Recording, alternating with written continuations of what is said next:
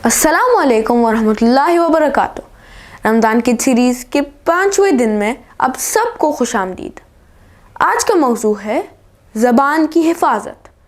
इसके मुतालिक आज ख़िरात पढ़ेंगे ज़ैनब याशफीन शेख, हदीस पेश करेंगे ज़रीन ज़हीर शेख और वाक़या बयान करेंगे अहमद क़मर सैयद।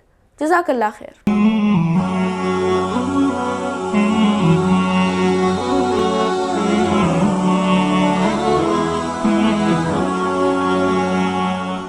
أعوذ بالله من الشيطان الرجيم. بسم الله الرحمن الرحيم.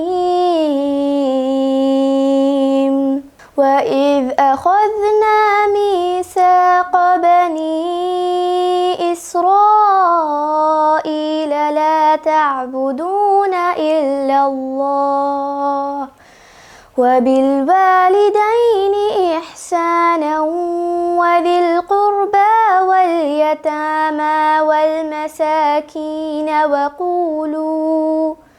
وقولوا للناس حسنا وأقيموا الصلاة وآتوا الزكاة ثم توليتم إلا قليلا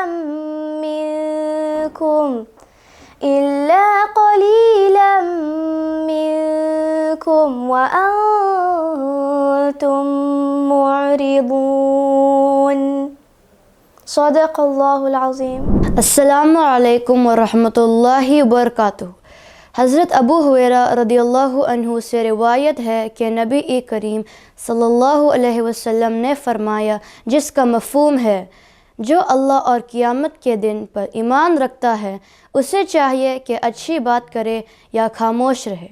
اس حدیث کا سبق یہ ہے کہ انسان کو اپنی زبان پر قابو رکھنا چاہیے اور صرف وہی بات کہنی چاہیے جو فائدہ مند ہو۔